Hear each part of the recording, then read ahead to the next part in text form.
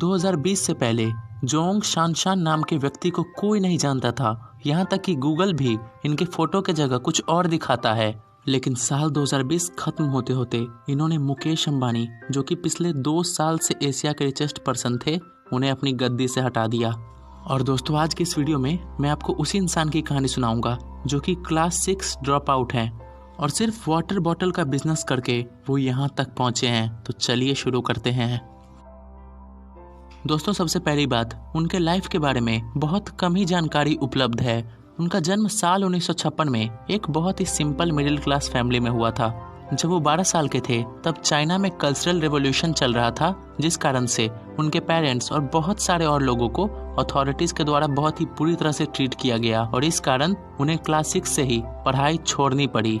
उस समय उनकी फैमिली की स्थिति बहुत खराब थी और उसी समय उनके माता पिता की मौत हो गई थी। ऐसी स्थिति के कारण उन्हें एक कंस्ट्रक्शन वर्कर तक का काम करना पड़ा। बाद में उन्होंने एक यूनिवर्सिटी से एक डिग्री ली, जिसके बाद उन्होंने एक जर्नलिस्ट का काम किया।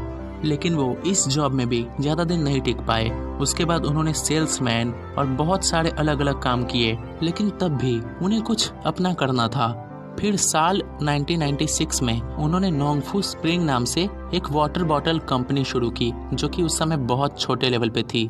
दोस्तों, कोई ज़्यादातर उम्मीद नहीं रखता है कि वाटर बॉटल की कंपनी इतने ऊपर जाएगी, लेकिन उस समय चाइना में प्योर वाटर की बहुत क्राइसिस थी, जिस कारण से इनके बिजनेस ने जोर पकड़ लिया और समय बीतते बीतते आधा से ज़्यादा चाइनीज पॉपुलेशन के हाथ में इनके वाटर बॉटल्स दिखने लगे।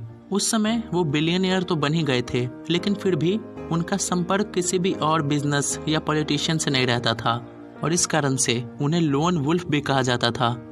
लेकिन दोस्तों, 2020 से पहले उनकी गति बहुत ही नॉर्मल थी, लेकिन जब कोरोना वायरस का प्रभाव पूरी दुनिया पे पड़ा तब उन्होंने अप्रैल के महीने में वनटाई नाम के एक वैक्सीन मेकिंग कंपनी को खरीदा।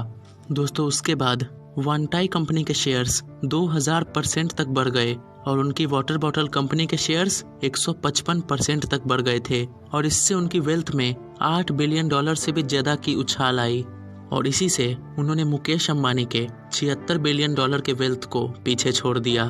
दोस्तों, ये तो पता नहीं है कि वो कितने दिन तक अपने इस पोजीशन को मेंटेन कर पाएंगे, लेकिन एक 6 ड्रॉप आउट के लिए ये एक बहुत ही बड़ी अचीवमेंट है और इस कहानी को हम कह सकते हैं रैग्स टू रिचेस।